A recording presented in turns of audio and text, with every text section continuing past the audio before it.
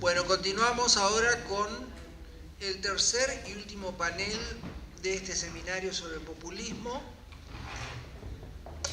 Una acotación que creo que es importante que la conozcan todos. Los trabajos que se expusieron están todos ya publicados en los anales de esta academia. Con lo cual, básicamente las exposiciones pueden ahí tener en los anales una referencia, más allá que en muchos trabajos los autores han agregado algunas perspectivas, pueden recurrir a los anales para tener, digamos, el contenido básico de lo que se expuso y se está exponiendo aquí. Bueno, en este tercer panel contamos con las exposiciones de Luis Castillo, Martín Cuesta, Carlos D'Agostino y Carlos Weichmann. Va a comenzar el doctor Luis Castillo Argañarás con la comunicación Inversiones extranjeras y populismo en Argentina, Bolivia y Ecuador entre 2003 y 2015. Bueno, no me voy a referir a los orígenes del populismo, ni a las distintas etapas, ni a las distintas olas del populismo durante el siglo XX. Podemos decir que el populismo durante el siglo XXI, hasta el año 2015, periodo en que vamos a analizar, representa lo que podemos llamar una nueva ola populista. Tiene sus diferencias con las anteriores, tanto en el discurso político como en su orientación ideológica. Algunas características del populismo latinoamericano de esa ola son la nacionalización de los recursos naturales, mayor intervención en la economía y robustecimiento del rol del Estado. El análisis que realizaremos estará comprendido entre los años 2003, fecha en que asume el poder en Argentina Néstor Kirchner, y el año 2015, que deja el poder Cristina Fernández. En base a estas dos fechas focalizaremos el estudio de Argentina, Bolivia y Ecuador. Siguiendo esta idea y considerando los casos de Ecuador, Bolivia y Argentina, planteamos los siguientes interrogantes. ¿Cuáles son las características distintivas del populismo en el siglo XXI entre el año 2003 y 2015 en relación al manejo de las inversiones extranjeras? ¿Cuáles son sus similitudes y diferencias? A la luz de estos interrogantes analizaremos estos casos. Susan Gracius, analizando las distintas olas populistas que se dieron en la historia, considera que los movimientos populistas surgen siempre en un contexto de crisis, sea de índole económico, de representación democrática, y en ese orden de ideas van acompañados por un amplio descontento con la clase política dirigente. Así en América Latina fue el caso de Venezuela en el año 99, cuando Chávez asumió el poder, de Argentina en 2003, cuando lo asumen los Kirchner, de Bolivia en 2005, cuando llega Evo Morales al poder, o de Ecuador, cuando Rafael Correa gana la presidencia en 2007. Hugo Chávez, Evo Morales, Rafael Correa o Daniel Ortega son ante todo populistas, pero obtienen su principal apoyo de la izquierda, que es también el componente dominante en sus partidos o movimientos. En ese sentido, sus políticas públicas dirigidas a fortalecer el papel del Estado clientelista en la política y en la economía recuerdan al populismo histórico. También nos recuerdan su discurso polarizador y su oposición a Estados Unidos como principal justificación para un nacionalismo que podríamos decir refundacional. Así, el populismo pretende establecer un diálogo directo y una relación directa entre el gobierno y el pueblo. En cierto modo, se establece un contraste entre una democracia representativa y liberal y la democracia participativa, con grandes movilizaciones masivas y naturalmente con la presencia de los medios de comunicación. Pasando al análisis de casos, en Argentina vemos que el 25 de mayo de 2003 llega Néstor Kirchner asumiendo como presidente con una baja legitimidad de origen, solo el 22% de los votos, y en un país gravemente dañado por la crisis. Kirchner apuntó a ganar una alta legitimidad de ejercicio, mostrando un gobierno resuelto a construir un país en sus frentes internos y externos. De la Valls señala que el natural rencor que generaron en amplios segmentos de la población el desempeño, el congelamiento de los depósitos y las quiebras, fue canalizado por el gobierno hacia un núcleo de chivos expiatorios, los economistas neoliberales, el FMI, los banqueros, que se llevaron los depósitos, y las empresas extranjeras de servicios públicos. Esta situación fue capitalizada por Néstor Kirchner, prácticamente carente de carisma al principio, y su imagen fue mutando hacia una personalidad con amplia popularidad. Hacia el final de su mandato contó con el apoyo del 60 al 65% de la población. Rivera Quiñones señala que las políticas kirchneristas llevaron a la Argentina a uno de los periodos de mayor crecimiento económico ininterrumpidos más largos de la historia, con un crecimiento promedio entre un 7.7% entre los años 2003 y 2011. Gratius estima que por su nacionalismo, su política socioeconómica, su antiimperialismo y su estilo autoritario, Néstor Kirchner sigue la tradición de un populismo histórico. Así representa una vuelta al nacional populismo económico. Muestra de ello son el control estatal de precios, la renegociación de la deuda externa y la defensa de la industria nacional contra los intereses de las industrias multinacionales. Al finalizar su gobierno y pese al amplio respaldo popular, decide designar como sucesora a su esposa. La entonces senadora se impuso en las elecciones del 28 de octubre de 2007 con el Frente para la Victoria, con un amplio margen de 44,92% de los votos sobre 22,95% de la Confederación Coalición Cívica. En las elecciones del año 2011 se impone con un 54,11%.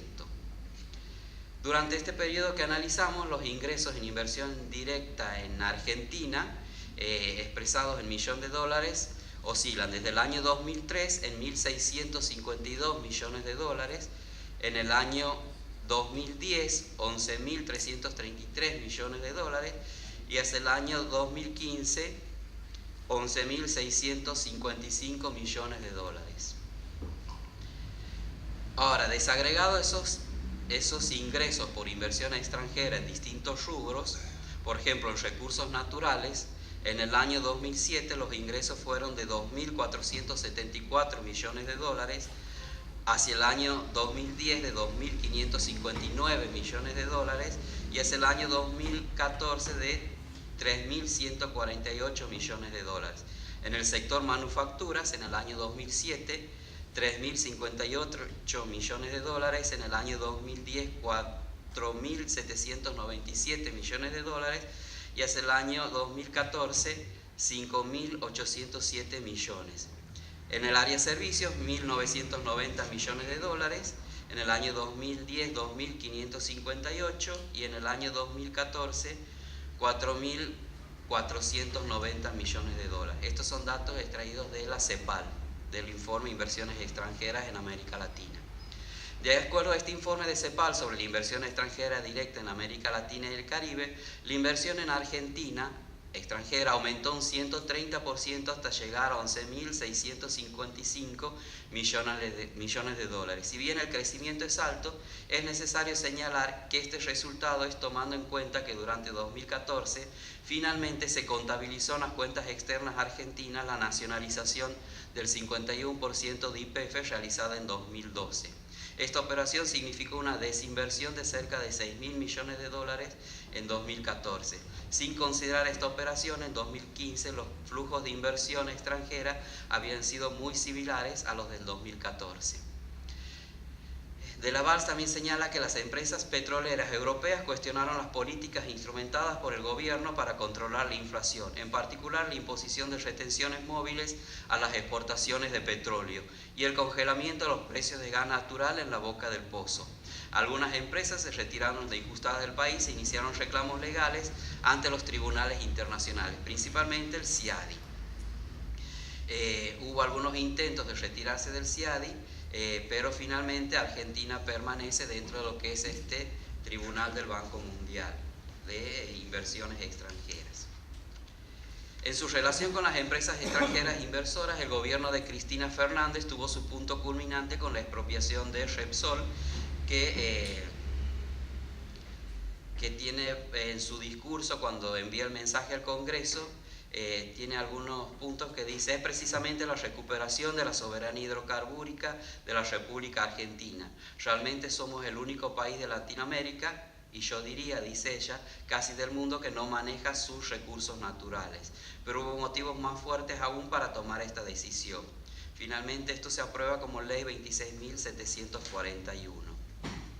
Argentina en ese periodo orienta de manera prioritaria su política exterior hacia China, Rusia, dejando atrás a Estados Unidos y a la Unión Europea en la agenda bilateral. Durante el gobierno de Cristina Fernández vemos también, como vemos también al igual que en el mandato de su esposo, una tendencia nacionalista poniendo el acento en el protagonismo estatal, buscando una opción distinta a los Estados Unidos en la inserción internacional. En el año 2004, Néstor Kirchner firma varios acuerdos con China, lo mismo hace su esposa, y ella también firma en abril del 2015 acuerdos con Rusia. En la oposición, en el momento, quiero decir, de la firma de los acuerdos con Rusia, Cristina Kirchner prometió a las empresas rusas garantías para la inversión. En esa oportunidad señaló: todo es negociable, y puso el ejemplo de los acuerdos firmados entre Chevron e YPF para explotar el yacimiento de Vaca Muerta. En sus cláusulas confidenciales, estos acuerdos establecen mecanismos para enviar dividendos al exterior y permiten a la firma norteamericana establecer la jurisdicción extranjera para resolver litigios. Lo que manifestó Cristina Fernández en el foro empresarial argentino-ruso de que todo es negociable y que las empresas extranjeras son bienvenidas para la inversión es contradictorio con el mensaje 529 enviado para la expropiación de Repsol. Y en ese orden de ideas también, como una postura contradictoria, podemos señalar su posición frente a la megaminería. En ese orden de ideas podemos analizar el caso de la explotación de los minerales a cielo abierto en La Rioja. En esa provincia se instalaron las empresas Barrick, Shandong Gold y Osisco Mining Corp. Y en el verano del 2012 fue el momento de mayor movilización, cuando se conoció que la empresa Osisco realizaba espionaje sobre los vecinos. Se produjo una pueblada y acampe permanente en la subida del Cerro Famatina. Durante 2013 y 2014, y por más de un año, también hubo acampe de las asambleas socioambientales en la zona conocida como El Cantadero. A la hora de abordar la cuestión, la presidente dejó en claro que la megaminería es una parte fundamental y estratégica del modelo de gobierno. Y se señaló que la pueblada de Famatina tuvo un efecto político y simbólico mayor, pues puso al desnudo la alianza del gobierno nacional con las grandes corporaciones. El doctor Mario Serrafero estima que el estilo y la concepción presidencial que tuvo Kirchner dio silueta a una presidencia vigorosa, centro del sistema institucional, y ese estilo de alguna manera se oponía a la necesidad de la institucionalización y democratización de la presidencia en Argentina. En ese sentido, considera que en Argentina ha imperado un presidencentrismo, esto es, la presidencia alojada en el centro del sistema político y social. Esta forma de ejercicio presidencial fue continuada por Cristina Fernández, y así el doctor Serrafero subraya que el kirchnerismo no se ha alejado demasiado de lo que ha sido un estilo de ejercicio de poder peronista en sus diversas versiones, de Perón o Menem. Pasando a Bolivia, vemos que Evo Morales asciende al poder con un 53,74% de los votos obtenidos en el año 2005. En el año 2009 es reelecto con el 64,22% y en 2014 con un 61%. Morales es el primer presidente de origen aymara con un alto carisma y representa una mayoría indígena boliviana. Raúl Madrid considera que Evo Morales representa un indigenismo inclusivo que atrae las diversas etnias, parte de la clase media, los sindicatos y un gran número de organizaciones de la sociedad civil. Mientras que para René Mayorga el presidente representa un fundamentalismo étnico populista al encarnar la legítima y democrática aspiración de la Bolivia indígena de tomar las riendas y representar a la otra Bolivia. Mientras que podemos ver que los índices de inversión extranjera en Bolivia en el año 2006 fueron de 281 millones de dólares, mientras que en el año 2009 423 millones y en el año 2015 de 503 millones de dólares. Haciendo el desagrego por rubros, en recursos naturales hubo, desde los montos anteriores, hubo dirigidos 486 millones de dólares en recursos naturales. En el año 2010, 530 millones de dólares hacia los recursos naturales, y en el 2014, 1.558 millones de dólares. En manufacturas, en el año 2007, 164 millones de dólares. En el año 2010, la inversión fue hacia las manufacturas de 132 millones de dólares, y en el año 2014 de 164 millones de dólares. En el rubro servicios, en el año 2003, 303 millones de dólares, bajando en el año 2014 a 164 millones de dólares. En el informe de CEPAL se señala que en el año 2015 las entradas de inversiones extranjeras directas disminuyeron un 22% y llegaron a 503 millones de dólares. El sector de los hidrocarburos continúa siendo el más importante para el capital extranjero, con una intensa actividad en la exploración y explotación de gas natural.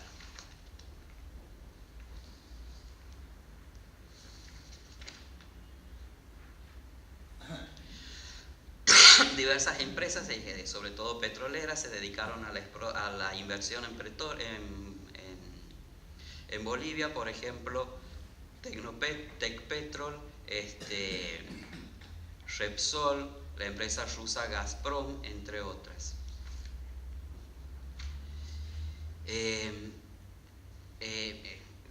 Evo Morales también emitió el decreto supremo número 28.701 en el año 2006, mediante el cual establece, en ejercicio de la soberanía nacional, obedeciendo el mandato del pueblo boliviano, expresado en el referéndum vinculante del 18 de julio del 2004, y en aplicación estricta de los preceptos constitucionales, se nacionalizan los recursos naturales hidrocarburíferos del país.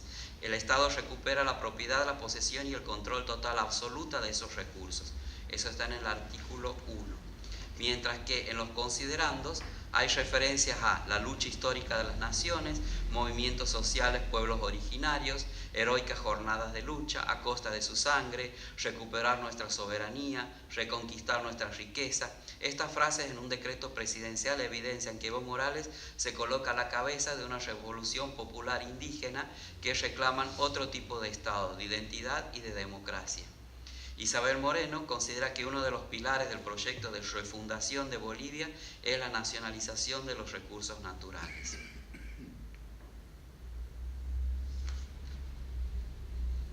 En relación con el CIADI, con Centro Internacional de Arreglo de Diferencias en materia de inversiones, Bolivia firmó el tratado que establece el tribunal, o sea, el Convenio de Washington, el 3 de mayo de 1991, y el 1 de mayo de 2007 Bolivia envió una nota diplomata dirigida al presidente del Banco Mundial denunciando el convenio sobre arreglo de diferencias relativas a inversiones extranjeras.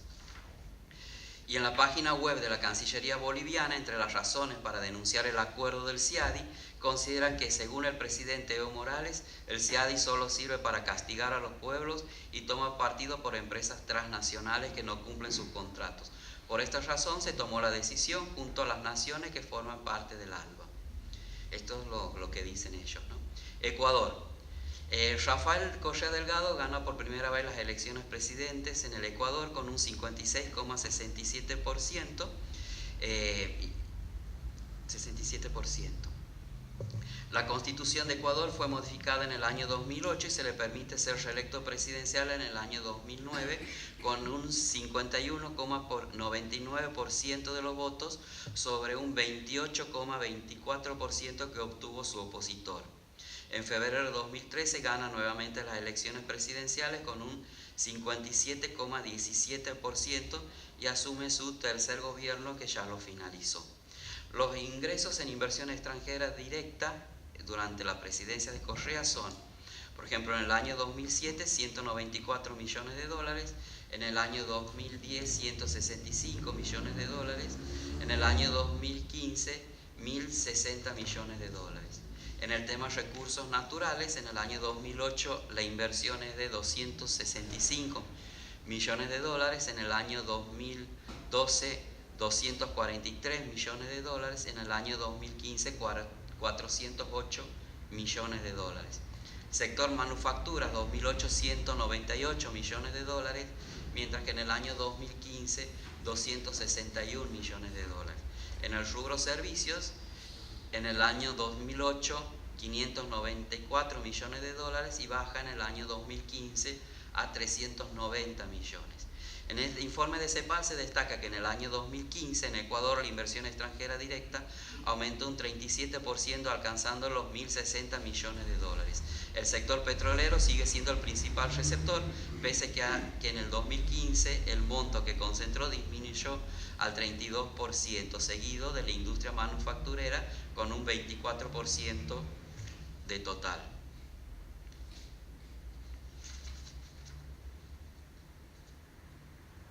Rafael Correa firmó el 22 de julio de 2009 el decreto ejecutivo 183, en virtud del cual Ecuador denuncia el convenio del CIADI, donde había muchas empresas que lo demandan a este Estado por incumplimiento de contratos y de estándares en los tratados bilaterales de inversión, y merece un párrafo aparte el caso Chevron Texaco. Esta empresa fue acusada por Ecuador por contaminar la Amazonia ecuatoriana en 1972 y 99, y en febrero de 2011 un juez ecuatoriano condenó a Chevron a pagar una indemnización de 18 millones. La sentencia fue confirmada por la Cámara de Apelaciones en enero de 2012. Esta causa, como sabemos, tuvo repercusión en los tribunales argentinos, canadienses y de Estados Unidos.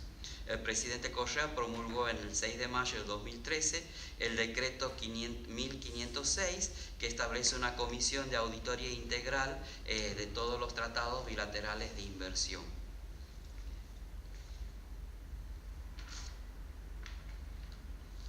A manera de conclusión, podemos decir que a lo largo de la historia podemos encontrar distintas olas o fases de populismo con distintas características cada uno. En la presentación que nos centramos en el populismo del siglo XXI en América y particularmente en su relación con las inversiones extranjeras, tomamos estos casos de análisis. Así, el populismo es un término que presenta, como vimos, imprecisión y ambivalencia y dificultades para ser definido con exactitud o rigurosidad. Hay consenso en la literatura especializada que siempre que aparece un contexto de crisis económica o política, y a ello debemos sumar la desilusión de la población con sus gobernantes. En el periodo analizado en América del Sur hay una relación entre el populismo y la izquierda. Así, en los discursos de Correa, Morales y de los Kirchner observamos una fuerte postura nacionalista de oposición a los Estados Unidos, y en sus políticas públicas está la tendencia de fortalecer el rol del Estado. En Argentina, el mandato de los Kirchner está caracterizado por un fuerte presidencentrismo, como dice el doctor Serrafero, o sea, la presidencia alojada en el centro del sistema político y social. Las políticas implementadas por los esposos Kirchner significaron un regreso al nacionalpopulismo desde un punto de vista económico, en defensa de la industria nacional y en contra de las multinacionales. El punto culminante de esta relación con las corporaciones transnacionales fue la nacionalización del 51% de las acciones de Repsol y PEFE. En esa oportunidad, la Presidenta dijo: la recuperación de la soberanía hidrocarburífera es lo fundamental, evidenciando un populismo nacionalista o estatista, aunque no fue la misma postura con relación a la megaminería, conforme fue analizado con la pueblada de Famatina, dada que en esa oportunidad estuvo ella a favor de las transnacionales. Por otro lado, en la política exterior se buscó alternativas de inserción internacional distintas a los Estados Unidos y Europa, y se eligió China y a Rusia. En relación con el CIADE, decidió permanecer dentro de un sistema haciendo frente a las demandas internacionales. En Bolivia nos encontramos con lo que se ha denominado etnopopulismo. La población originaria se enfrentó contra la tradicional élite blanca, siendo el presidente Morales, de origen aymara, quien centraliza los intereses de los sindicatos y etnias que van dirigidos a etnias y varias organizaciones civiles y grupos cocaleros. Entonces Evo Morales puso el acento en la refundación del Estado, y uno de los pilares de esa política fue la nacionalización de los hidrocarburos y la renegociación con las empresas extranjeras. Coincidimos con Gratius, conforme señalamos anteriormente, en que Evo Morales representa un fundamentalismo étnico populista al encarnar la legítima aspiración de la mayoría indígena de tomar las riendas del país, construyendo así el populismo desde abajo. En Ecuador, Rafael Correa se manifestó siempre en contra del neoliberalismo y de la reducción del rol del Estado en la economía y las cuestiones sociales. Supo contribuir a alianzas con los distintos sectores postergados de la sociedad ecuatoriana, incluso la Iglesia. En ese sentido también coincidimos con Gracios que el populismo de Correa en Ecuador se construyó desde arriba, o sea, desde el líder carismático y desde abajo de los movimientos populares. Al igual que Kirchner y Evo Morales, Correa dio importancia al tema hidrocarburos e inversiones extranjeras. Así vimos que impulsó la ley de reforma de los hidrocarburos y creó la comisión de auditoría. Sintetizando, podemos señalar que en los tres países el populismo en este periodo está ligado a una postura de izquierda, con una redefinición del rol del Estado, más intervencionista en temas económicos, a diferencia del populismo del fin del siglo XX, que busca refundar el Estado luego de las crisis económicas de principios del presente siglo, basándose en medidas de corte nacionalista, entre otras en relación a los hidrocarburos e inversiones extranjeras. Gracias.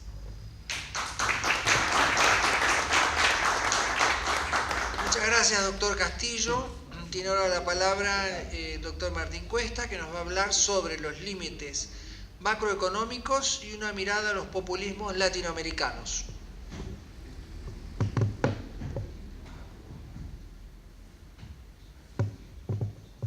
Bueno, muy buenas noches. En primer lugar, muchísimas gracias al director del Instituto, Mario Sarrafero, por la invitación y por la organización, a los compañeros panelistas y a los asistentes.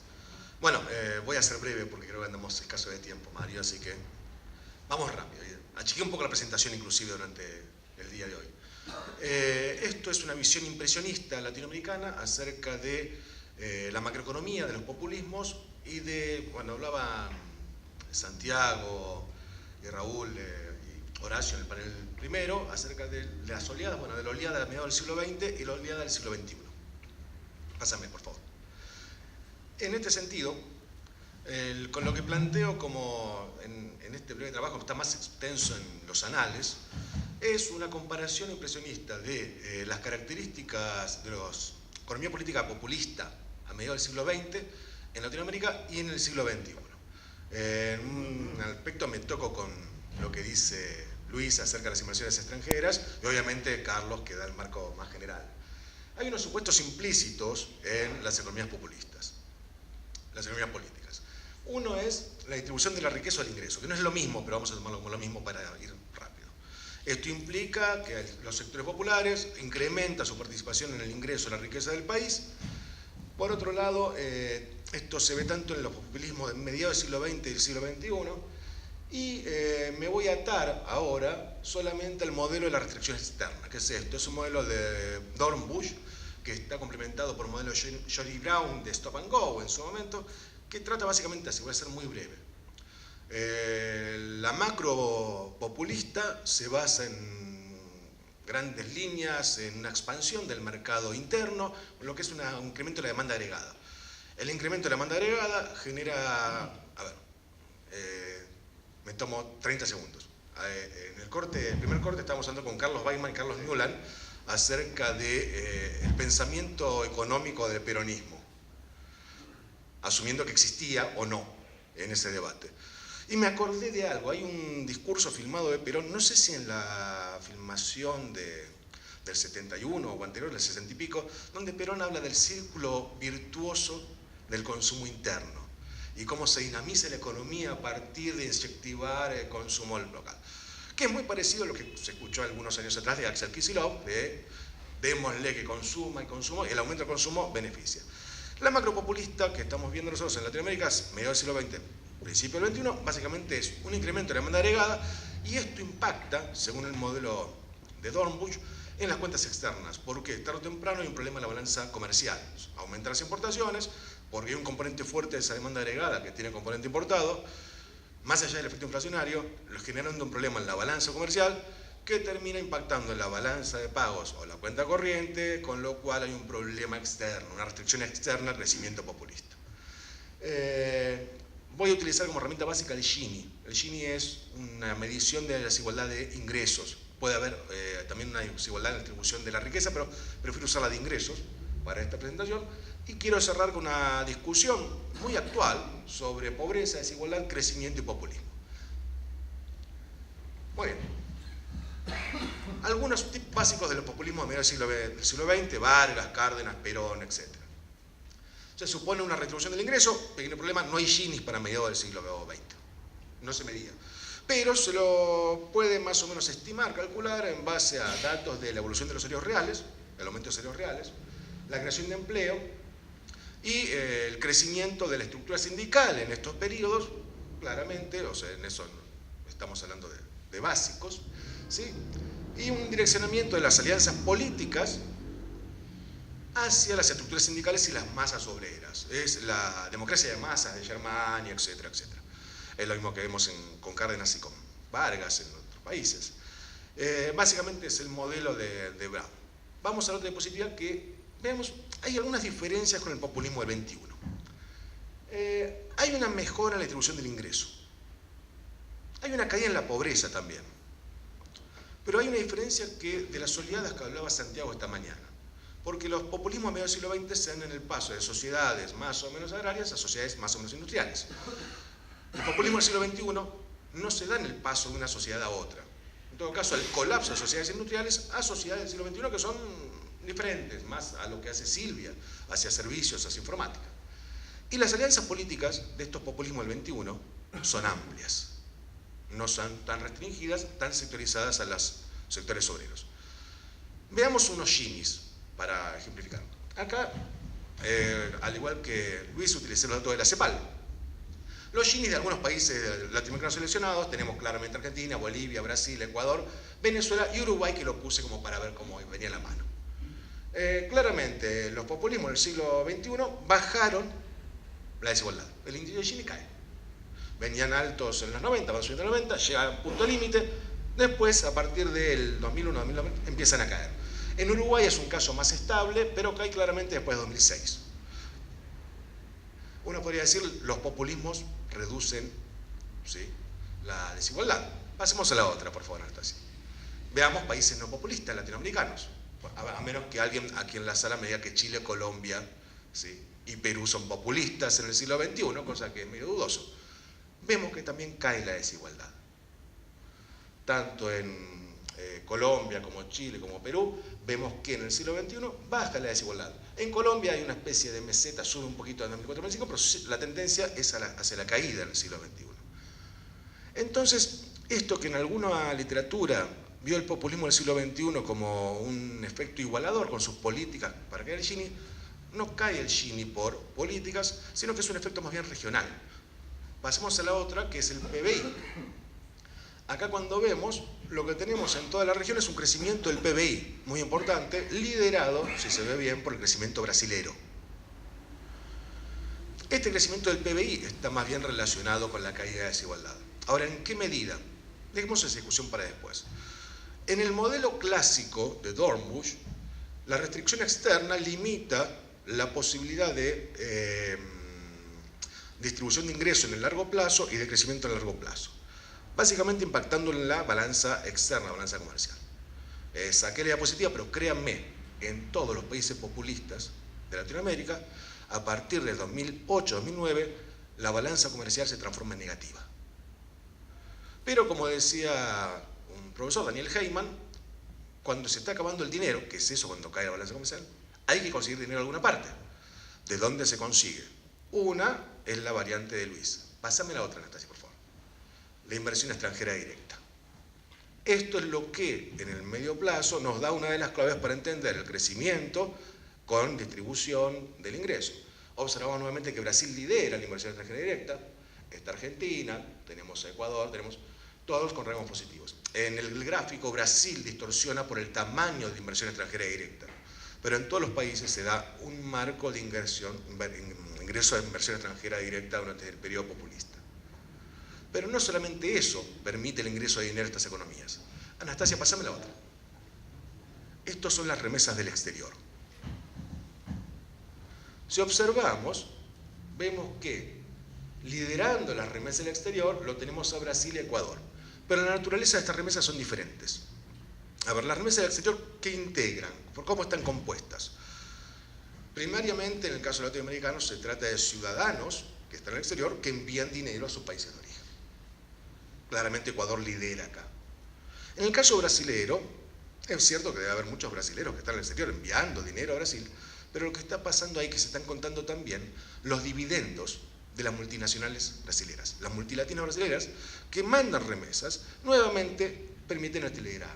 Luego tenemos, obviamente, Bolivia. En Bolivia claramente lo que tenemos es cantidad de ciudadanos bolivianos que están en el exterior remitiendo divisas al país, y Argentina, perdón la escala, me olvidé la escala de los años, la Argentina que gracias a la fuga de población en el 2001, 2002, a partir de ese momento las remesas del exterior incrementan sustantivamente. Anastasia, pasame por favor. Entonces, algunas consideraciones para cerrar después de estos datos. A ver, ¿qué estamos viendo? La primera pregunta, ¿por qué cae la desigualdad en Latinoamérica en el siglo XXI? ¿Por los populismos o por el crecimiento económico? Esto nos lleva a una literatura más especializada acerca de, no tanto desigualdad, sino más bien pobreza. Porque, a ver cómo cae el Gini puede caer por muchos motivos. A ver, veamos por qué cae la pobreza. ¿Por qué la gente deja de ser pobre en el siglo XXI? Hay unos estudios de Rosana Mauricio y de Luis Beccaria y lamentablemente fallecido Fernando Groisman, muy interesantes acerca de, a partir de datos mucho más finos que son la encuesta promedio de hogares, la EPH, en Latinoamérica, que les permite descubrir que la gente sale de pobre en Latinoamérica en el siglo XXI en los países populistas y en los que no, casi en un 60% porque consigue empleo. Y más que nada porque pasa de empleos informales a empleos formales. Ellos están bajo la teoría de que la formalidad del empleo saca de la pobreza, tracciona. Y aparte el empleo formal tracciona al informal. El tema es, si esto es solamente el 60 en promedio, ¿cuál es el otro 40? Son nada más ni nada menos que ingresos directos, subsidios del Estado. Eso me lleva al punto 2. ¿Qué diferencias hay a nivel de empleo entre los populismos del siglo XX y los del siglo XXI? Y lo que nos muestran tanto Groisman como Rosana Mauricio es que en el siglo XXI es muy difícil crear empleo. En este salto del siglo XX, en estos populismos que creaban crecimiento del salario real, etc., lo que había era una creación de empleo. De ahí las alianzas políticas con sectores sindicales y con los sectores obreros. En el siglo XXI la creación de empleo es mucho más difícil y solamente explica un 60% de la salida de la pobreza. El otro 40% está explicado por asignaciones directas, dependiendo de cada país. Obviamente en Chile las asignaciones directas son mucho menores que en Brasil.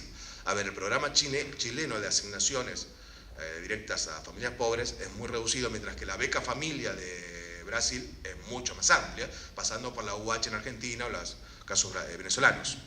¿Cómo vengo? Listo, cierro entonces. Entonces, Anastasia se lo toma en serio.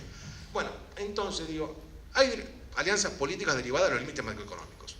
Las alianzas políticas, los populismos del siglo XXI tienen otro asiento, que son asientos en los sectores sindicales, pero también en las movilizaciones sociales. Organizaciones sociales que reciben asignaciones directas del Estado. Y hay una discusión que se plantea en los últimos años acerca de la relación desigualdad, pobreza, y si la relación es directa o inversa. Porque muchos teóricos están desarrollando que un aumento de la desigualdad puede hacer caer la pobreza, aunque parezca paradójico. Entonces, la relación entre desigualdad, pobreza y populismo se torna un poco más compleja en estos populismos del siglo XXI. Muchísimas gracias.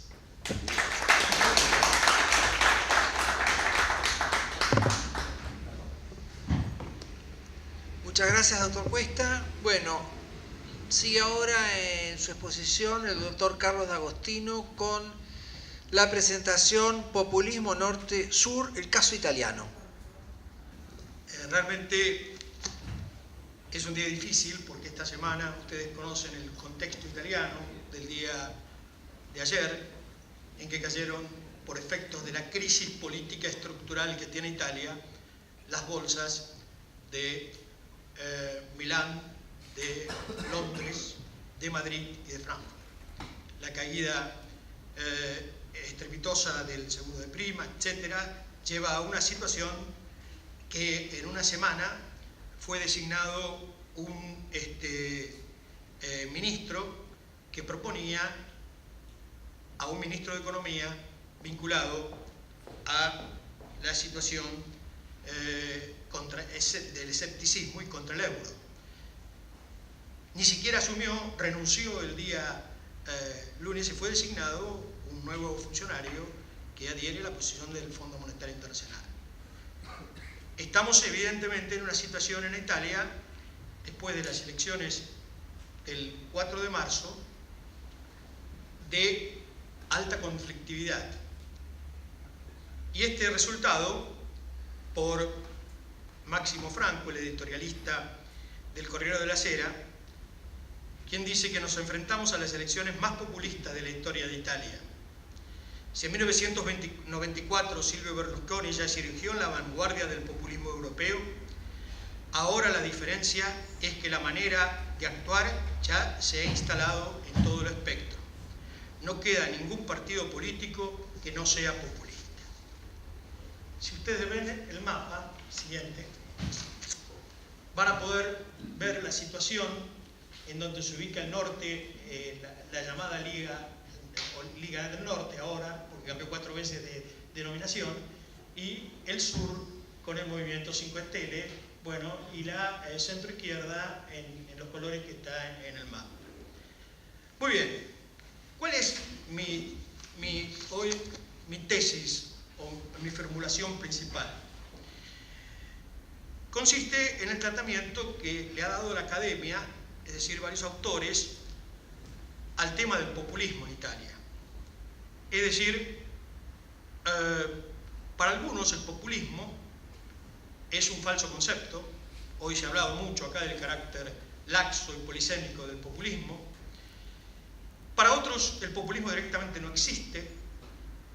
Si tomamos a Gianfranco Pasquino, que ha hecho un trabajo muy importante sobre populismo y democracia en 2005, ahora en 2 últimos reportajes, uno de ellos está en su sitio web, niega que el populismo exista en Italia, porque en Italia hay partidos organizados, hay 100 partidos en Italia, 9.8 son populistas, pero cuando uno lo traduce en votos, los votos populistas son el 60%. Entonces, el amigo Pasquino dice que populismo hay en América Latina, salvo en Chile, porque en América Latina hay partidos débiles, frágiles o no organizados. Bueno, ustedes pueden ver ahí en pantalla que distintos autores han denominado a Italia como un paraíso del populismo, Hermet, como un laboratorio del populismo, fundamentalmente los 2 diarios principales, La Razón Española y El País, y mi posición que Italia es una usina, una fábrica o una industria de populismo. Y también coincido con Manuel Anselmi, catedrático que ha disertado varias veces con Carlos Baiman y que hace unos días estuvimos con el profesor Martino de la Universidad de Perugia, que en Italia se configura un multipopulismo en competencia. Ahí hay 4 populismos nacionales, la Lega, el Movimiento 5 Stelle, Forza Italia, pero habría que agregar, falta, a Italia de los Valores, que es el partido del fiscal Di Pietro, y también Hermanos de Italia, que también se suman a estas tendencias populistas. La literatura de la especialidad tuvo 3 etapas. Si no entiendo yo, una primera etapa con Wills, con Incisa de Cámara y Bianchi. Si ustedes recuerdan, Incisa de Cámara fue quien definió la voz populista, el populismo en el diccionario de Bobbio, Matucci, etc. Y fue un punto de partida, así como fueron Gino Germani y Torquato Di Tella en nuestro país. En la segunda etapa aparecen el populismo en general, digamos Pasquino, Tarchi, que es muy importante, y Lori Sanata, un controvertido autor que lo interesante del libro de Sanata es el comparativo que hace entre Italia y Venezuela. A mí me interesaría, hoy acá Leira se ha hablado mucho, y acá también mi compañero de panel ha hablado de comparar. Habría que comparar Italia con Venezuela y con Argentina, y Argentina con Venezuela e Italia. Lo dejo como posible enfoque de estudio para ver algunas realidades que son comunes. Bien, este populismo italiano o populismos Made in Italy nos llevan a dos preguntas. ¿Cómo se explica el auge del populismo en Italia?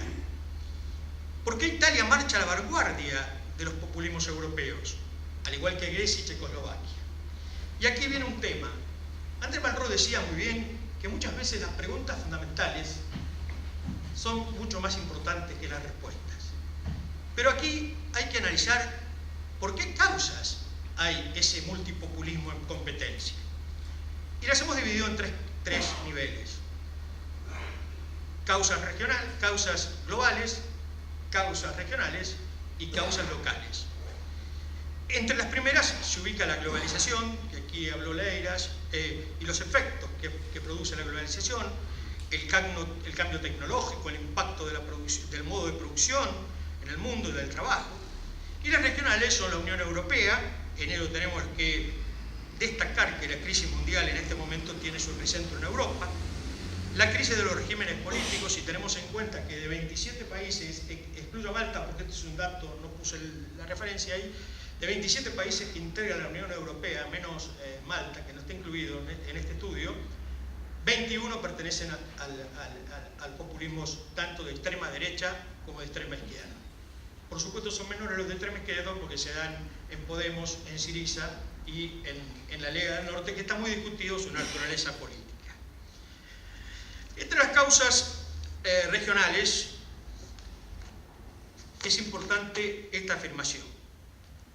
Los datos siempre son muy importantes, yo adhiero a la ciencia política empírica, y la importancia de los datos está en que los datos no solamente son reveladores, sino que los datos destruyen mitos. En este sentido, quiero decir que la crisis política de Italia, que es una crisis política estructural, que es una crisis de los sistemas de partido clásicos, del tripartidismo que todos conocieron, de la democracia cristiana, del Partido Socialista Italiano, del Partido Comunista Italiano, que llevó a la Segunda República, y hoy se está hablando de una Tercera República, lleva a una situación de que en el país, en el belo paese, solamente el 10.3% de los ciudadanos confían en los partidos políticos. Es decir, como les comentaba, cuando uno lo traduce en votos, si bien tenemos 100 partidos y el 9.8 es populista, tenemos como dato principal que cuando lo traducimos en votos, eso se eleva a un 60%. Estas causas institucionales, ustedes fíjense estos datos. Italia fue un modelo de la Constitución Europea, cuando Italia, digamos, fundó la Segunda República, en 47, entró a regir en el 48, logró un equilibrio de poderes muy importante, fue un diseño, una ingeniería institucional importantísimo. Sin embargo, tenemos que en 72 años hubo 65 primer ministros. En los últimos 10 años, 2 reformas constitucionales. La de Berlusconi, que fue rechazada totalmente, y la de Renzi, que también fue rechazada, pero no tan grave como la que la habían rechazado a Berlusconi. 4 leyes electorales en 20 años. Los problemas políticos no se resuelven con leyes electorales. Es tan loco lo que pasa en Italia que los comunistas habían hecho una ley y favorecían a la derecha. Es decir, es un caso muy particular todo lo que ocurre en Italia. Referéndum.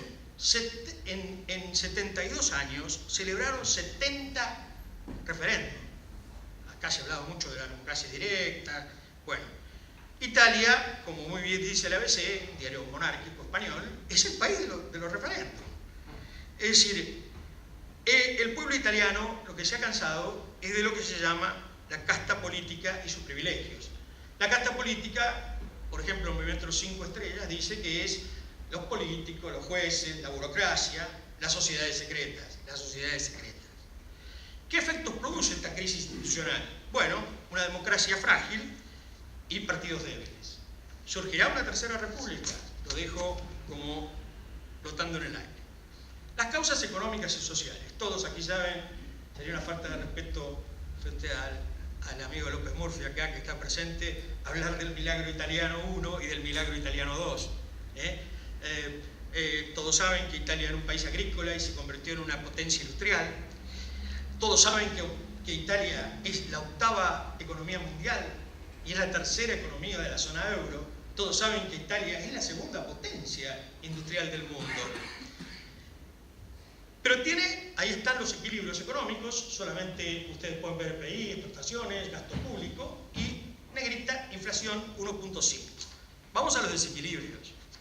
Lo que Italia tiene, y hoy hablábamos acá con Martín y algunos amigos, es una terrible crisis de crecimiento, que es un crecimiento débil y es un crecimiento negativo. Fíjense la cifra de la deuda externa, o la relación deuda externa PBI o la deuda per cápita, con un desempleo de un 10.7, con un trabajo joven, con un empleo joven que llegó a un 40%, ahora se bajó a 37%, y la precariedad del empleo que llega al 57%. Martín recién se refería a los sueldos y los desequilibrios sociales. Italia es un país de 60 millones de personas, donde hay 17 millones de pobres. Es decir, el aumento de pobreza de los últimos años fue el 140%. Bueno, ahí están el tema de las pensiones, que fue un tema de campaña. El dato relevante es que crece la desigualdad entre generaciones, viejos y jóvenes, o si quieren tercera y cuarta edad y jóvenes, está el problema que deben resolverse en Italia. Más también las regulaciones laborales, la reforma laboral, los cuestionamientos, etc.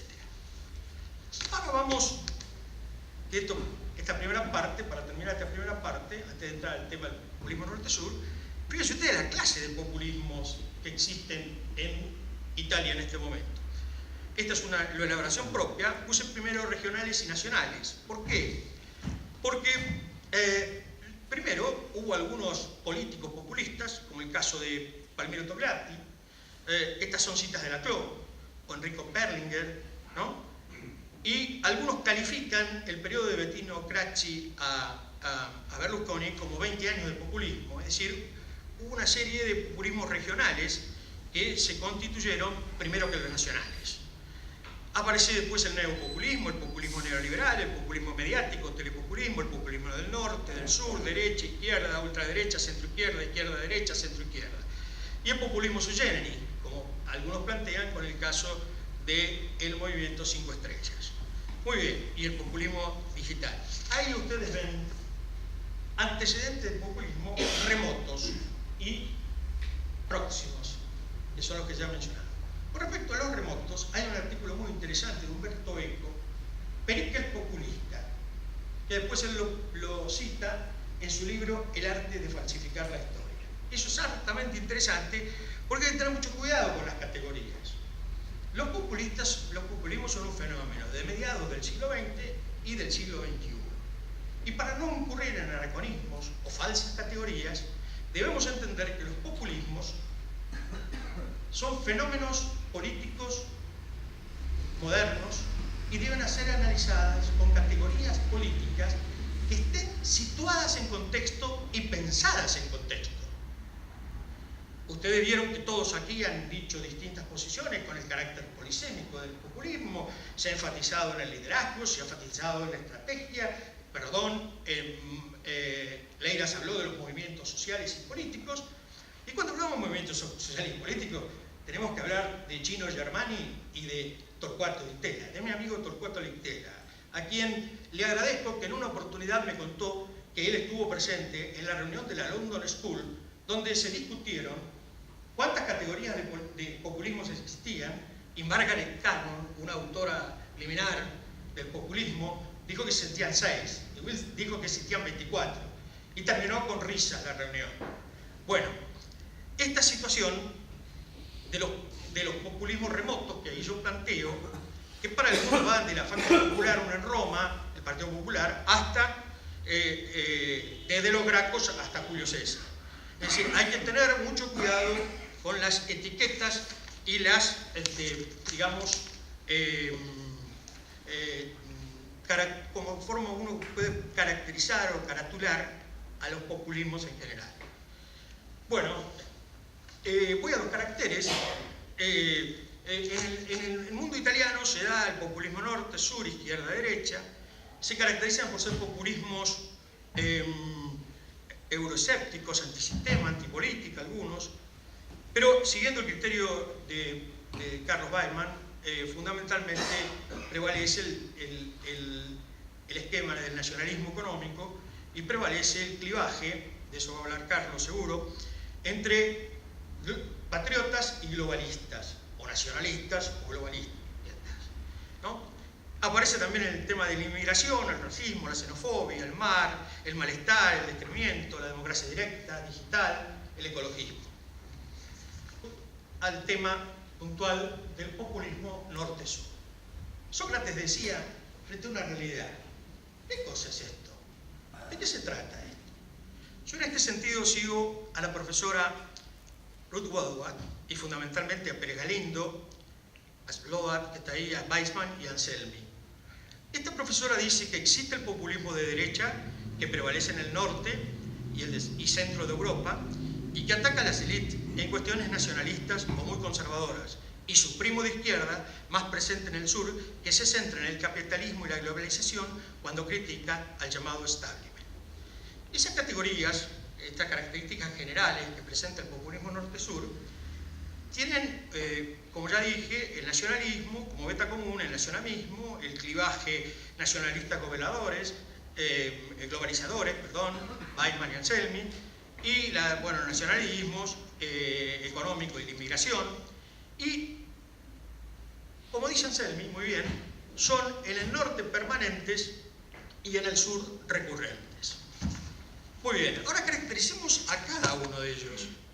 Bueno, tenemos en primer lugar que el populismo del norte se ubica en el norte y centro de Europa, es permanente, se caracteriza por sus posiciones de ultraderecha, son países de alto desarrollo y son países capitalistas y países ricos. Su discurso en general es xenófobo y antieuropeísta y prevalece el tema crucial de la inmigración. En vez, en el populismo del sur, que se ubica en el sur de Europa, recordemos España, Grecia, España y el sur de Italia, se caracterizan por percepciones casi de izquierda radical. Es decir, los de Podemos recitan a Laclau permanentemente, es su gran ideólogo, ¿no?, del tema populista. En general son países empobrecidos, como los que he nombrado, son anticapitalismos, sus discursos promueven la lucha de clases, a mi entender, y son movimientos antisistemas que promueven el eje pro-soberanía o soberanistas. De eso también se ha hablado. Fíjense ustedes este mapa, ahí tienen en ese mapa todas las extrema derecha en Europa. ¿Ven? Está bien ubicada en el norte. ¿Ven? ¿Ven? Es decir, es una categoría que ahora yo voy a hablar cuando hable el caso italiano. Muy bien. Italia norte-sur. Las diferencias entre Italia norte-sur, ¿vengo bien?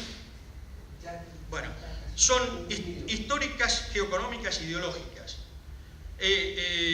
Son históricas porque Italia siempre fue un país dividido, fue un país desde Maquiavelo hasta la unidad italiana, es un país en la actualidad dividido entre el norte y el sur, meridional y septentrional.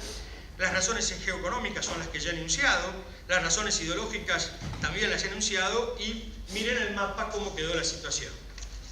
Bueno, hay dos movimientos que, digamos, han sido los más relevantes en estas elecciones del 4 de marzo que mencionaba. Uno es la Liga del Norte y otro es xenófoba, racista, fundada por Umberto Bossi, purista, liberal, federalista, euroescéptico, antiglobalización, antiinmigración, y que está contra los inmigrantes, y esbozó un gran mito que fue el mito de la Padamia, y sus eslogans son terribles: Roma, ladrón, más lejos de Roma, más cerca de Europa. Después lo cambiaron, es decir, porque son muy controversiales estos de la Liga del Norte.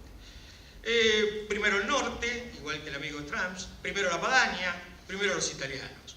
El movimiento Cinco Stelles es muy controversial, su naturaleza jurídica, su naturaleza política, fundado por un cómico, Pepe Grillo, plantea la democracia directa, que se ha hablado por varias personas, el libre acceso a Internet, plantea una democracia social, y su consigna es contra la casta política. Es decir, que el antagonismo es ciudadanos versus casta política, que comprende a los jueces, a los burócratas, a las sociedades secretas, y tiene una ideología ciudadanista. Bueno, el problema de la naturaleza, para algunos es un populismo puro, la Liga del Norte, o es sintomático, un populismo sintomático, o es un populismo de la sociedad civil, ahí tienen ustedes los autores. Para mí es un populismo sui generis, porque toma, y sincrético, porque toma elementos, distintos elementos, no se limita a un liderazgo. Se define como una asociación de ciudadanos, ahí es activo, y están en las redes, y plantean políticas, y el contrato que tienen con su líder, Beppe Grillo, que es como un contrato, acá Lilita hablaba siempre del contrato, ¿no? Establece los requisitos y las políticas que hay que seguir. Es decir, y sincrético porque adopta posiciones tanto de derecha como de izquierda. Para algunos no es un populismo, es un fenómeno político. Esto lo dice Dalamonte y Pascuino, que dice, no, es una forma de hacer política, la que adopta, ¿cómo se llama? Voy terminando, el movimiento 5 Estrellas. En el comparativo, ustedes primero pueden apreciar las coincidencias que tienen entre ambos extremos. Hablo de la ultraderecha y, si quieren ustedes, de la izquierda radical, o si quieren ustedes, de una izquierda derecha, porque tiene elementos de derecha y elementos de izquierda el movimiento 5 Estrellas. Ahí están las características, ¿no? Eurocéptica, fobia, utilidad del euro, antisistema, etc. Y en el próximo, por favor, tienen un esquema de las diferencias que tienen en la ideología, en el continuo odiada derecha-izquierda, en su ubicación espacial, en la contradicción principal. Fíjense ustedes que para uno es pueblo italiano, pero pueblo del norte era primero, ahora es pueblo italiano, inmigrantes, y la contradicción, gente. Algunos ya no hablan de populismo, hablan de gentismo, ¿no? Y de público también. La presidenta de la Asociación Italiana de Filosofía Política, me regaló su libro sobre la biopolítica, habla de democracia pública. Es decir, hoy la doctora Toscano hablaba del ágora, de la plaza, del balcón. Ahora hay un nuevo espacio para la política, las redes. Muy bien el joven que preguntó, democracia digital 2.0. Y por último, la inmigración. Bueno, mi conclusión es que Italia es un populismo que fabrica día a día y genera, se multiplica como la hidra de populismos tanto por derecha y por izquierda. Y lo termino con las palabras que dijo los otros días cuando Natalia Botana le presentó el libro a mi pariente, Julio Sanguinetti, porque mi tatarabuelo vino con Garibaldi y él a pelear contra Fructuoso Rivera en 1838 en la Argentina. El populismo es un concepto bandoneón. A veces gira a la derecha y a veces gira a la izquierda. Gracias.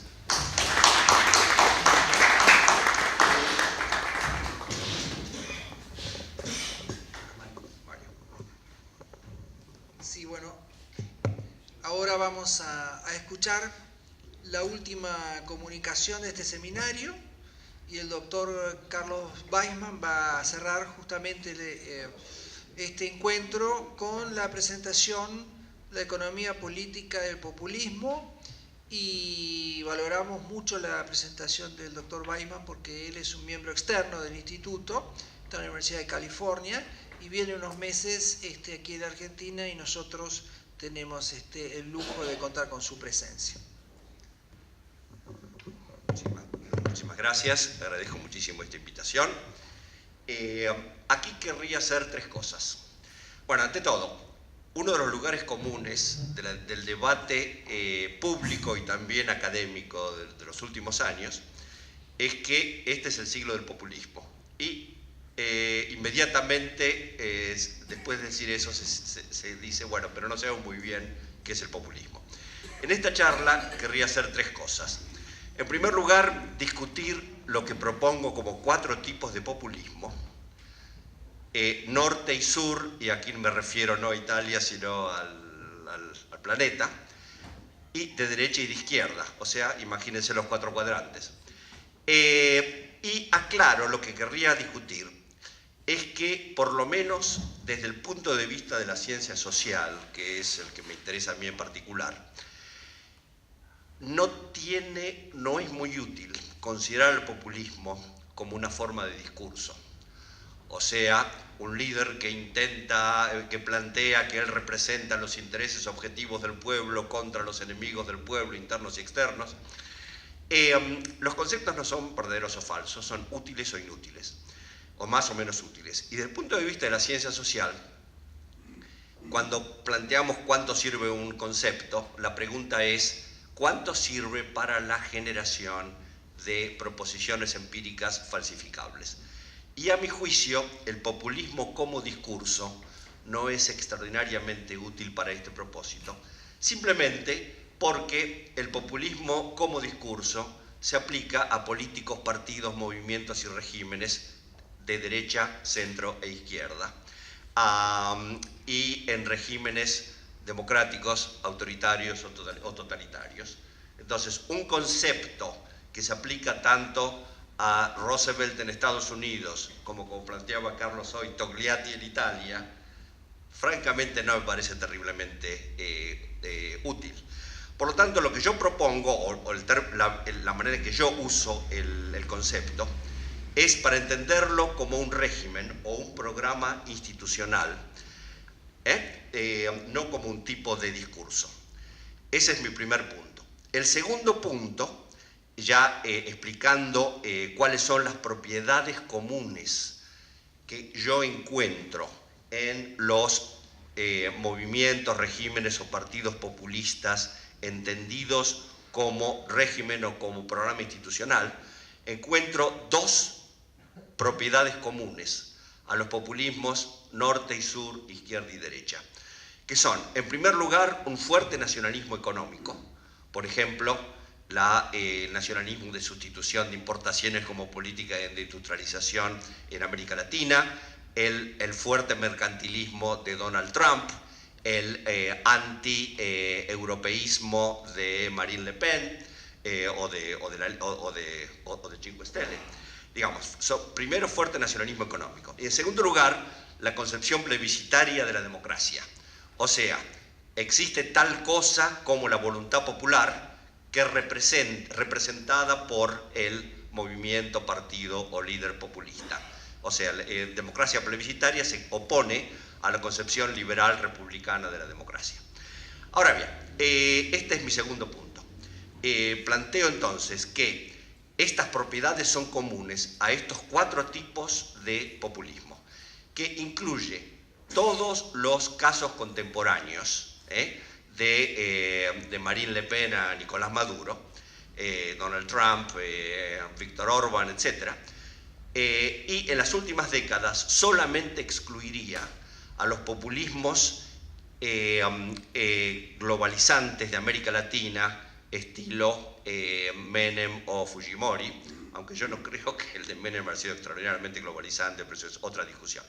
Pero, o sea, fuera de estos populismos globalizantes de América Latina, esta definición que yo propongo se basa en propiedades comunes a los 4 tipos. Ahora, lo que distingue el populismo de derecha del populismo de izquierda es la cuestión de la xenofobia y, en el mundo contemporáneo, la cuestión del Islam y los inmigrantes. Entonces, el populismo de derecha y de izquierda en el mundo contemporáneo se caracteriza por estas 2 propiedades, fuerte nacionalismo económico y concepción plebiscitaria de la democracia, y los de derecha se distinguen de los de izquierda por el hecho de que la xenofobia y el anti-islam es un componente muy central de su ideología. El tercer y creo más importante punto que querría discutir hoy, y esto es con el foco es en la discusión de las diferencias entre los populismos del norte y del sur, norte del planeta, sur del planeta, tiene que ver con los contextos generativos de estos populismos. Y yo planteo 2 proposiciones que querría poder fundamentar hoy. En primer lugar, que estos contextos generativos, como lo planteaba antes Carlos, voy a plantear que son permanentes en el norte y recurrentes en el sur. Y en segundo lugar, en contradicción con la proposición anterior hasta cierto punto, que la probabilidad de institucionalización más o menos permanente del populismo es mayor en el sur que en el norte por la fuerza diferencial de las instituciones políticas en las dos regiones. Entonces, recapitulo. Los contextos generativos son más permanentes en el norte que en el sur, pero la probabilidad de institucionalización, o sea, de permanencia, es mayor en el sur que en el norte. Ahora déjenme explicar esto de los contextos generativos muy rápidamente. Una manera de empezar es ver cuál es el clivaje central de nuestra época. Como lo recordaba Carlos, tanto Marine Le Pen como Steve Bannon, el ideólogo de Donald Trump, plantean más o menos lo mismo, que el conflicto central de nuestra época es el conflicto entre, dice Marine, patriotas versus globalistas, nacionalistas versus globalistas, dice Bannon. A veces se dice soberanistas en lugar de nacionalistas o de patriotas. Y este es el clivaje político emergente en las sociedades industriales. Ustedes miren Europa y miren Estados Unidos, este es el clivaje central que está emergiendo. ¿En cuántos países de Europa un partido populista o un partido con programa populista es uno de los dos partidos más importantes? En este momento, hasta en Alemania, el Alternative für Deutschland no es uno de los dos partidos más importantes, pero es el partido más importante de oposición a la coalición gobernante, lo cual es extraordinario. Ahora bien, a mí me gusta discutir la cuestión de los clivajes centrales históricamente. Desde el comienzo del siglo XX hasta hoy, los clivajes centrales en las sociedades industriales han sido tres, hay tres estadios. El primero es el que nos recuerda a Marx, no a Groucho el humorista, sino a Karl el periodista. Es el conflicto de clases, digamos, el proletario versus capitalista, ¿no es cierto? Y si quieren entender la política de Francia, Inglaterra, inclusive Estados Unidos, en la primera mitad del siglo XX, miren a este conflicto, movimiento obrero organizado versus los capitalistas. En la posguerra, la segunda posguerra, cuando se forman los estados de bienestar amplios, el conflicto pasa a ser el que denominó Ralph Dahrendorf, el conflicto entre los sectores organizados y los no organizados, o sea, entre los ganadores y los perdedores por la existencia del estado de bienestar amplio. No me puedo explayar para explicar esto con más detalle. Y en el mundo actual, el clivaje central, de nuevo, no es izquierda versus derecha, no es organizados versus organizados, es soberanistas o nacionalistas versus globalistas. La diferencia básica, hasta ahora me referí a las diferencias entre populismos de izquierda y de derecha. La diferencia básica entre los populismos del norte y del sur, de nuevo, norte del globo, sur del globo, tiene que ver con su diferente orientación estratégica. El populismo del sur, tanto el del peronismo clásico en la Argentina como el del kirchnerismo reciente, es que es un populismo de incorporación de sectores excluidos económicamente o socialmente o culturalmente. O sea, el peronismo clásico fue un populismo de incorporación de la clase obrera industrial. El populismo kirchnerista fue un populismo de incorporación, ya no de la clase obrera, sino de los pobres urbanos. La base social de Chávez Maduro, de nuevo, son los pobres urbanos. Mientras que el populismo del norte es un populismo de defensa social, es un populismo que pretende defender a los sectores presuntamente amenazados en su seguridad social y económica por lo que ellos consideran la globalización. Y enfatizo lo que ellos consideran, porque la causa fundamental de la inseguridad creciente de la clase trabajadora en los países industriales no es la globalización, sino la revolución tecnológica. O sea, hay estudios económicos serios que determinan que de la pérdida de los puestos de trabajo en la industria manufacturera, 2/3 de la variancia está explicado por la revolución tecnológica y 1/3 por el comercio internacional y otra forma de globalización. Bueno, ahora mi segundo punto, los contextos generativos en el sur y en el norte. En el sur son tres factores. En primer lugar, oportunidad económica. Segundo lugar, oportunidad política. Tercer factor, baja legitimidad de las instituciones republicanas. Y explico cada uno. Oportunidad económica significa lo siguiente. Las economías del sur son economías basadas en la exportación de commodities. Sabemos que los mercados de commodities fluctúan cíclicamente. Cada 10 o 20 años o lo que fuera, las arcas se llenan de plata. Recuerden Perón comentando cómo no se podía caminar por la caja de conversión del Banco Central porque estaba lleno de lingotes de oro. Y ahí aparece la tentación populista. Tenemos plata, distribuyamos. Y naturalmente la distribución tiende a ser rígida a la baja, después no podés sacar los beneficios que das. Pero el primer factor de los tres en el sur es cada X años la oportunidad económica dada por los ciclos de las commodities. Segundo lugar, la oportunidad política, el hecho de que en las sociedades del sur hay sectores excluidos. Así como Perón se dio cuenta que no podía reproducir el régimen de Mussolini que tanto le gustaba, pero acá en la Argentina había un sector disponible que no existía en Italia, que era la clase trabajadora industrial. Y luego los Maduro o los Kirchner se dieron cuenta que los pobres urbanos representaban una oportunidad política de inclusión.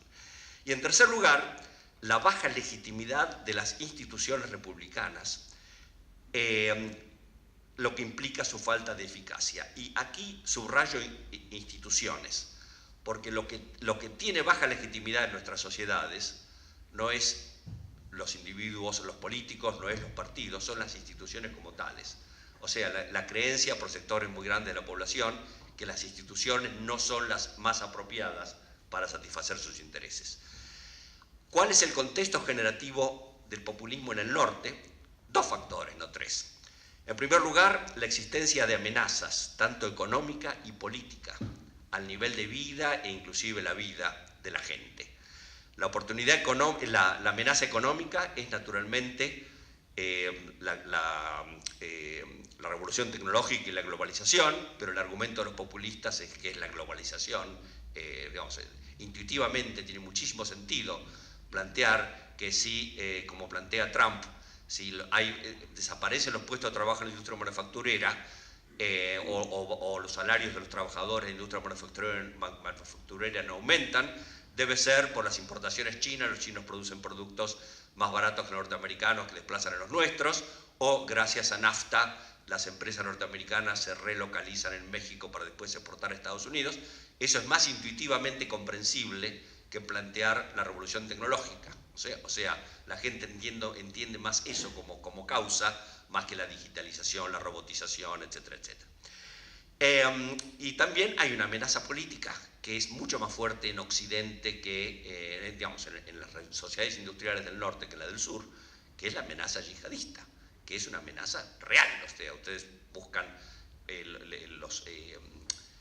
las sociedades europeas en las que en los últimos 20 años ha habido atentados continuos, no necesariamente en tu sociedad, pero en la de al lado, y uno entiende por qué se prende en la sociedad esta descripción de los inmigrantes o de los musulmanes como una amenaza.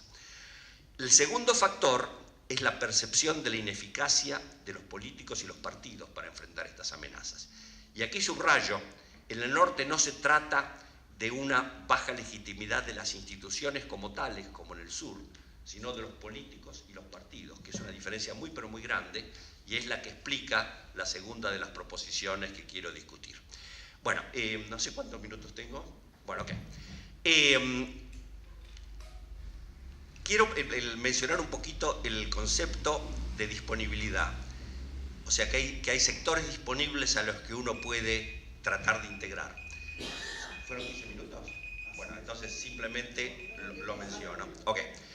Este concepto fue originado por un sociólogo argentino o ítalo-argentino, Gino Germani. O sea, la idea de que existen sectores que no han sido capturados por ningún partido o coalición, que están fuera del sistema político, aunque sean ciudadanos, y que pueden ser integrados mediante una política de cooptación. Y digamos, tanto el populismo actual del sur, que se enfoca en los pobres urbanos en América Latina, como el populismo del norte, que se enfoca en los trabajadores industriales en situación de alto nivel de inseguridad. Estas son formas de disponibilidad generadas por estos dos factores, que son la globalización y la revolución tecnológica. No puedo presentar datos, y muchos de estos datos son conocidos por ustedes, y digamos, enfocándose en los países del norte, porque no puedo hablar de los del sur. Todas las estadísticas muestran en las últimas décadas desigualdad creciente, desaparición de puestos de trabajo en la manufactura,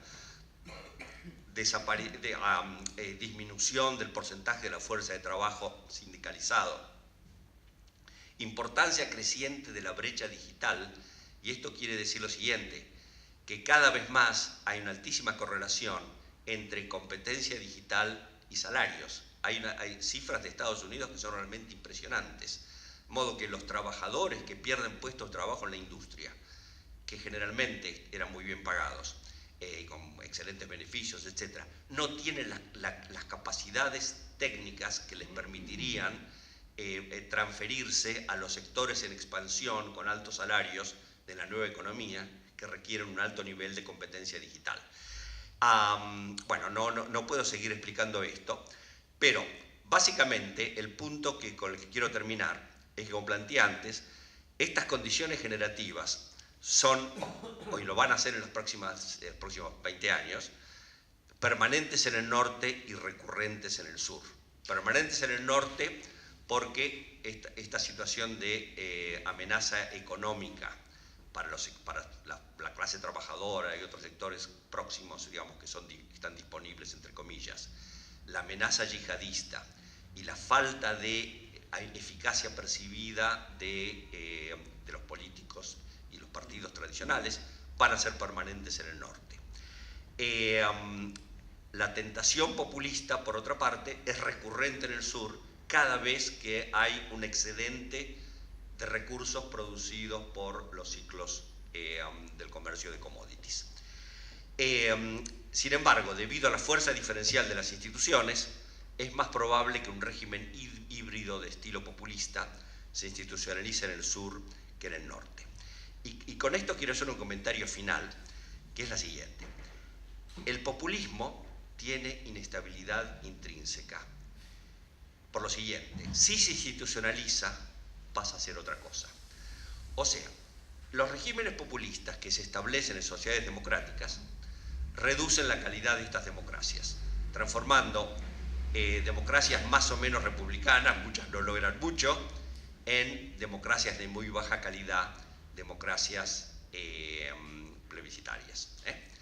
Yo solo rindo cuentas ante el pueblo, cuyos intereses yo expreso. El planteo que se me ocurrió una fórmula la vez pasada en otra conferencia hace unos días, que una de esas frases divertidas. Lenin decía que el izquierdismo es la enfermedad infantil del comunismo. Lo que yo plantearía es que el populismo es la enfermedad infantil del autoritarismo, por lo siguiente. Una vez que se establece un régimen populista, o bien las instituciones son lo suficientemente fuertes para bloquearlo, como hasta hoy está pasando en Estados Unidos, que los jueces o el Congreso lo están parando a Trump. No sé por cuánto tiempo esto va a seguir. O bien el populismo se fortalece. Y si el populismo se fortalece y triunfa, digamos, sobre las barreras institucionales, se transforma rápidamente en lo que nosotros en la ciencia social comparada llamamos autoritarismos competitivos, como el de Orbán en Hungría, por ejemplo, o el del Partido de la Ley y la Justicia en Polonia, el primer periodo del chavismo, que son regímenes autoritarios en los cuales no solamente hay elecciones, sino que hay una cierta libertad de operación para la oposición, e inclusive la oposición de vez en cuando puede ganar algo, ¿no? En Venezuela inclusive la oposición ganó las elecciones a la Asamblea Nacional por 2/3 de los votos. Pero la dinámica del populismo lo lleva a pasar del autoritarismo competitivo al autoritarismo electivo, que es lo que vemos en Venezuela. O sea, un régimen autoritario con una máscara democrática porque hay elecciones, ¿no? Y digamos, el poder legislativo y el poder judicial están absolutamente subordinados al líder, que es más o menos la Rusia de Putin.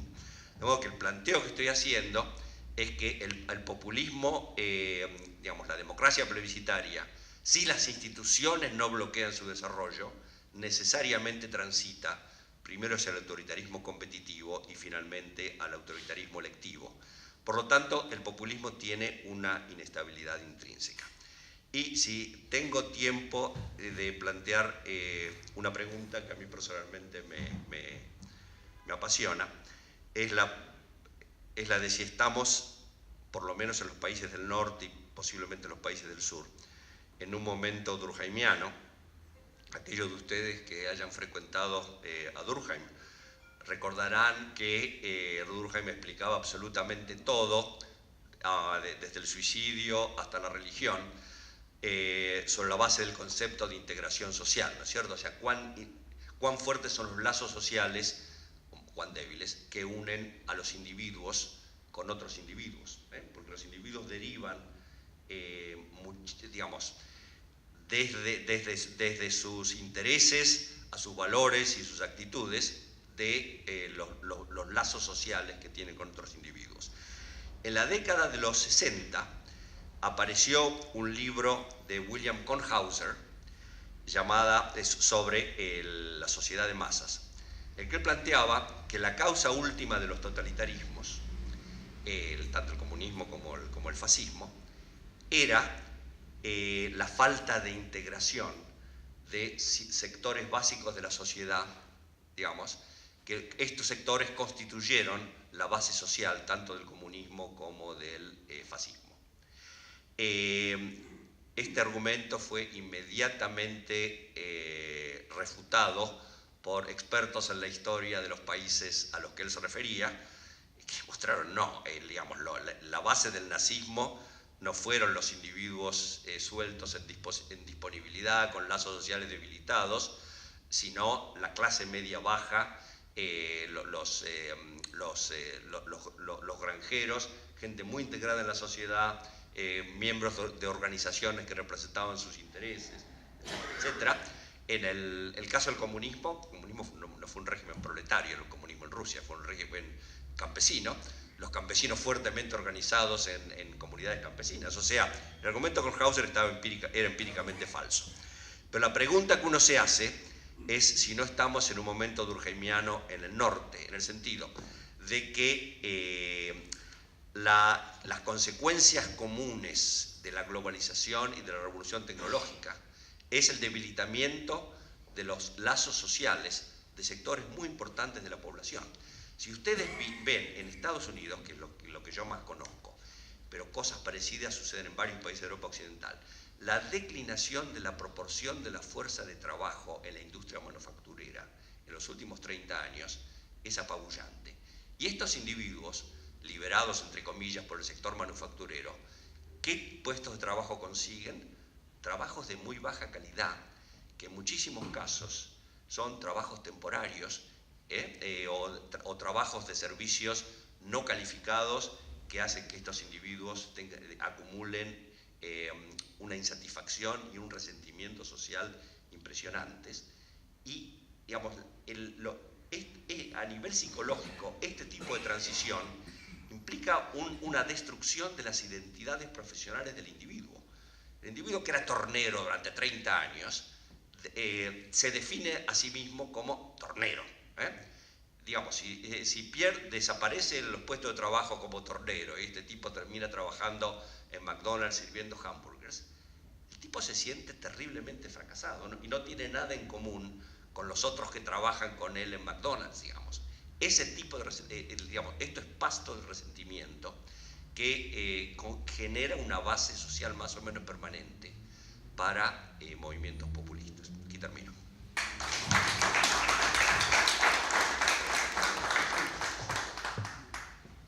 Bueno, muchas gracias a todos. Con esta exposición cerramos entonces el seminario Populismo Pasado, Presente y Futuro.